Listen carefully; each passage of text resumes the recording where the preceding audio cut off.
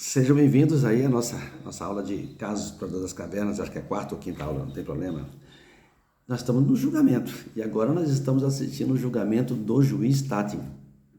Esse juiz, ele era positivista, só que ele pegou e teve uma crise de consciência.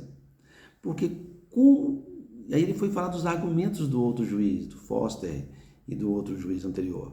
Por quê? Porque se eles estavam dentro da caverna numa relação de justnaturalismo, onde tinha a capacidade daquele tribunal de julgar? Se eles estavam em outra forma, né? Porque se eles estavam dentro do sistema jurídico, o canibalismo é crime e deve ser aplicado à lei.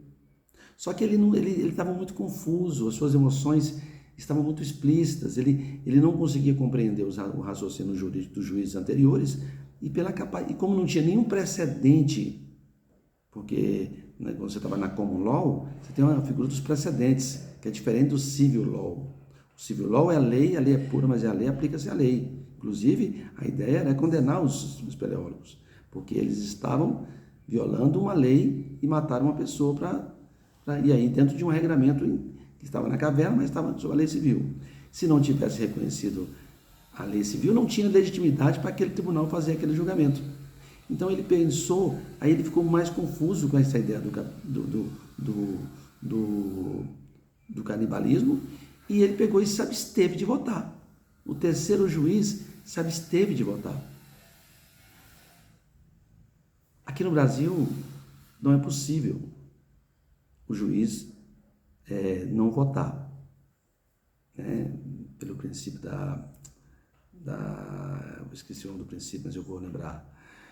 Ele precisa dizer o direito no caso concreto, a favor de um, a favor de outro, né? Mas dizer que ele não pode votar, entendeu? Ele tem que acompanhar o relator, não acompanha o relator, mas simplesmente se negar a fazer a prestação jurisdicional, não. Então, só que lá, no caso ficcional, era permitido e ele se absteve de votar. Não quis enfrentar o caso, por causa da complexidade do caso e das contradições dos juízes anteriores, no seu humilde relatório, né? Aí veio o quarto julgador do caso dos exploradores das cavernas aqui, no curso do professor Joel, o juiz Kim. O juiz Kim, o quarto a votar, um positivista rigoroso, né? Ele não aceitou os argumentos do justnaturalista Foster. E ele encontra um jeito de refutá-los todos. Ainda critica, tá certo? Que o juiz Treppeney, que aceitou prender no tribunal, sugeriu o chefe do Poder Executivo como muita pena. Como ele é um típico positivista, ele, apegado à literalidade da lei e também à separação de poderes, ele vota pela manutenção da condenação. Ele quer os 4 espeleólogos sejam enforcados, né? E aí, porque aí ele aplica a lei, matou, enforcamento, era a pena prevista naquele caso concreto, tá certo? Por fim, nós vamos ter aí o juiz Rent, como já foi mencionado, é o mais descolado dos 5. Ele é um juiz realista. O que é o realismo norte-americano? O realismo norte-americano não analisa as teorias, ele analisa a materialidade dos precedentes, o direito vivo. Por isso que ele é realista. Por isso que o realismo trabalha com o direito vivo. Ele estuda como os juízes votam.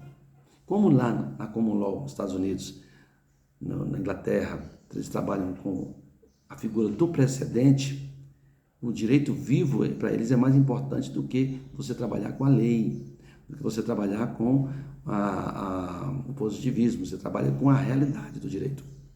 Você trabalha com como os juízes votam, né? E através dos precedentes, os outros vão votando conforme e fundamentam suas decisões na jurisprudência. Por isso que a importância dos precedentes. Daqui a pouco eu volto para falar sobre o juiz.